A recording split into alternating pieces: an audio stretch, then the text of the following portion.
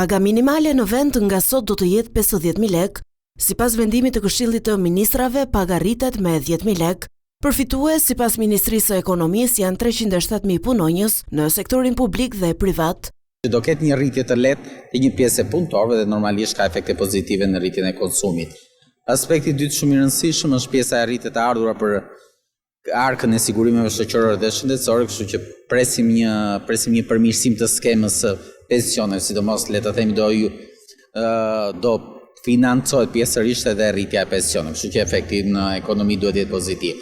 Për 9 muajt e parë, qeveria do të mbulojë kostot e rritura për bizneset nga rritja e pagës minimale.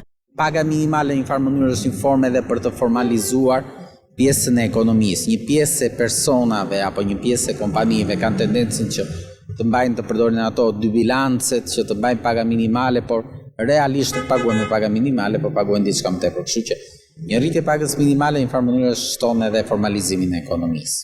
Nga sot nis edhe rritja e përmuajshme e pensioneve, nga e cila përfitojnë rreth 760.000 pensionistë, të ndarë sipas kategorive. Një ndër shtresa më vulnerabile të popullsisë janë kryesisht pensionistët. Sot që po flasim janë rreth 112.000 pensionistë, mos gabojmë, që marrin pension minimal, rreth 12.200 lekë të reja.